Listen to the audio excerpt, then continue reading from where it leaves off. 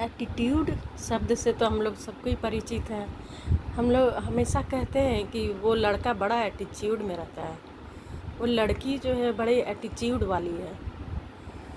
तो एटीट्यूड का मतलब क्या होता है? साइकोलॉजी में हमारे एटीट्यूड का मतलब बिल्कुल भिन्न है।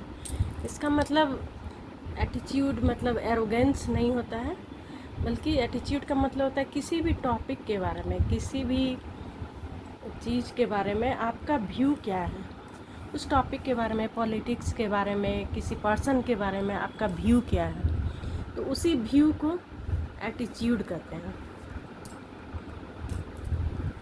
एटीट्यूड में क्या होता है कि इम्प्रेशन फॉर्मेशन होता है।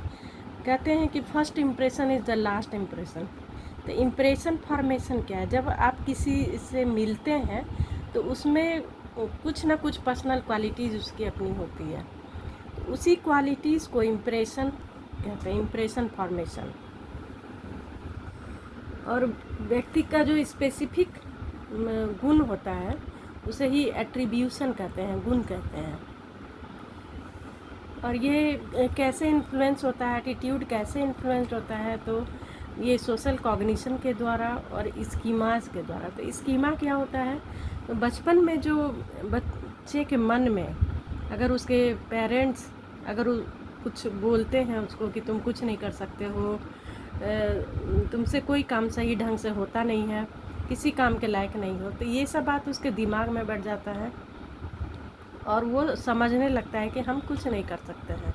और इसी तरह जब स्कूल में जाता है तो स्कूल के टीचर उसको अगर बोलने लगते हैं कि तुम बेकार हो, तुमसे कोई सवाल बनता नहीं है, तुमसे कुछ नहीं हो सकता है, तो ये सब स्कीमास है जो बचपन से उसके दिमाग में बैठ जाता है और उसका पर्सनालिटी उतना अच्छा नहीं हो पाता है और वो एटीट्यूड मन में बना लेता है कि हम तो अच्छे नहीं हैं, हम कुछ नहीं कर सकते हैं।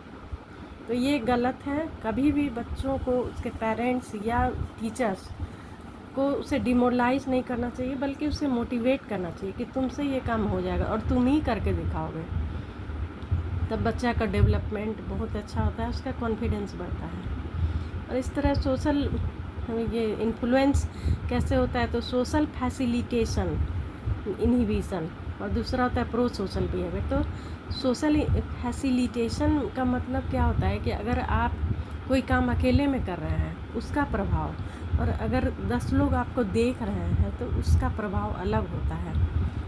हो सकता है कि आप उसमें इम्प्रूवमेंट करें या डिक्लाइन भी कर सकते हैं आपके परफॉर्मेंस में। अगर दूसरे का प्रेजेंस है, आपको बोलना है स्टेज पर जा कर के, तो आपका परफॉर्मेंस अलग हो सकता है, इसका प्रभाव पड़ता है। उसका प्रो सोशल बिहेवियर मतलब कि अगर कोई आदमी नीड में है, कोई डिस्ट्रेस में है, तो उसको मदद करना, ये है प्रो सोशल बिहेवियर।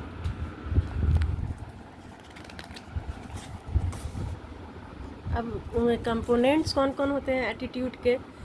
तो ये 3 तरह के होते हैं, जिसे ABC कहा जाता है: अफेक्टिव कंपोनेंट, बिहेवियरल और कॉग्निटिव कंपोनेंट्स। तो अफेक्टिव, इसे हम एक उदाहरण से समझ सकते हैं। जैसे कि कोई किसी आदमी को हरियाली से बड़ा प्रेम होता है, प्लांटेशन से उसे बड़ा प्रेम होता है, तो ये जो प्रेम होता है ये होता है उसका अफेक्टिवनेस, मतलब उसे इमोशन भी कहा जाता है। उसे पेड़ के प्रति प्रेम होता है, अगर कोई उसे काटता है तो उसे बड़ा दुख होता है। तो बिहेवियरल मतलब उसके लिए वो काम करता है, पेड़ में पानी डालता है, उसमें खाद डालता है, उसकी देखभाल करता है, तो ये उसका बिहेवियरल हो गया। और कॉग्निटिव कंपोनेंट मतलब जब उसके बारे में सोचता है और कि मतलब पेड़ बड़ा अच्छा चीज़ है, ये ऑक्सीजन देता है, इससे इसके काट से तरह तरह के फर्नीचर बनते हैं, मतलब इससे फ़ायदा ही फ़ायदा है, तो ये उसका कॉग्निटिव कंपोनेंट्स होता है। इस तरह से एटीट्यूड के निर्माण में ABC का इम्पॉर्टेंट रोल है।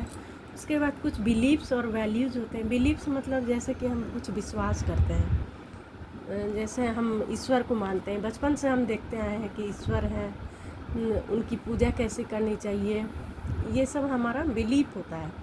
और वैल्यूज़ मतलब वैल्यूज़ एथिकल होता है, क्या चीज़ होना चाहिए, जैसे honesty is the best policy, इस तरह का चीज़ होना चाहिए।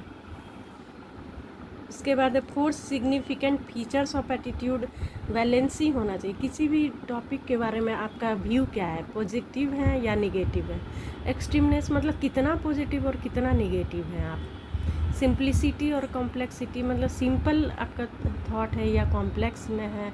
सेंट्रलिटी मतलब किसी भी टॉपिक को सेंट्रल में डाल करके तब उसके बारे में एटीट्यूड बनाया जाता है।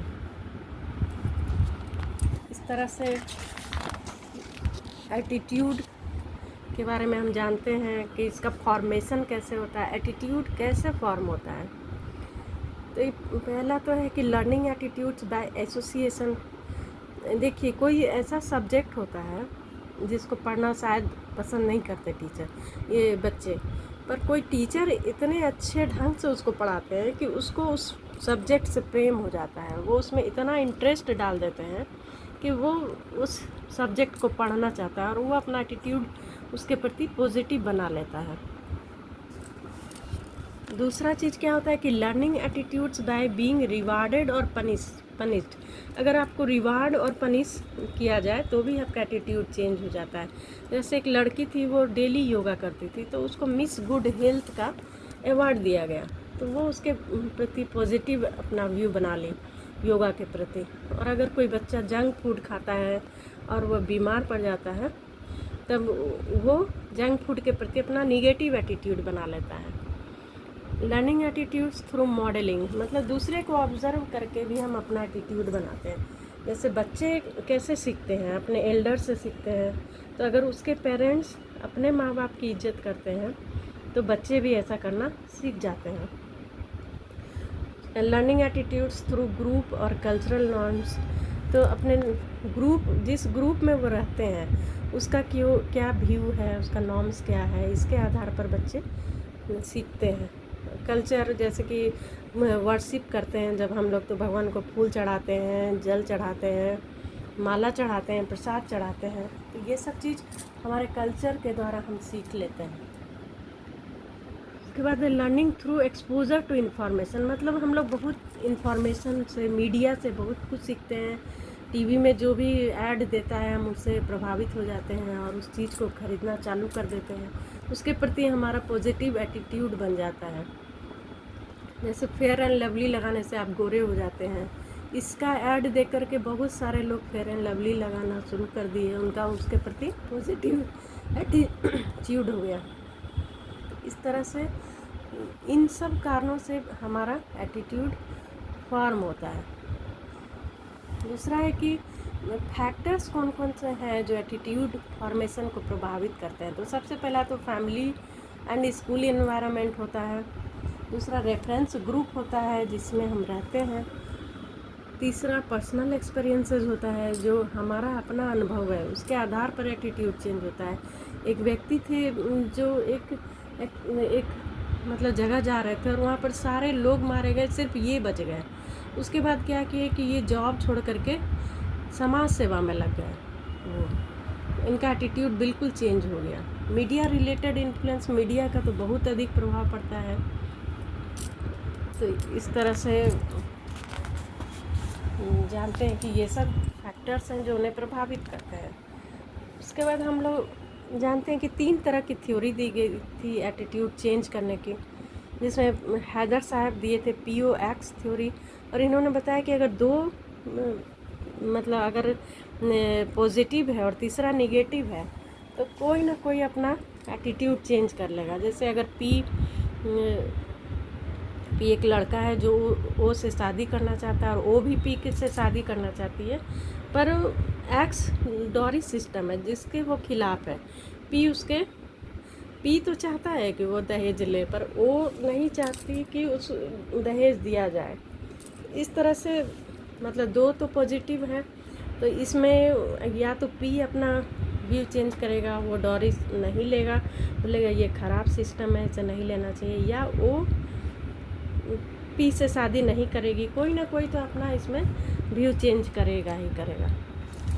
दूसरा थ्योरी दिए थे कॉग्निटिव डिसोनेंस, जिसे लियोन फेस्टिंगर ने दिया था। उन्होंने बताया कि अगर 2 सेंटेंस अपोजिट होते हैं तो वहाँ पर एटीट्यूड चेंज हो जाता है। जैसे एक आदमी बोलता है कि paan masala causes mouth cancer which is fatal, जो घातक होता है। और आई ईट पान मसाला, मैं तो पान मसाला खाता हूँ, तब वो क्या करेगा कि अपना व्यू चेंज करेगा, या तो वो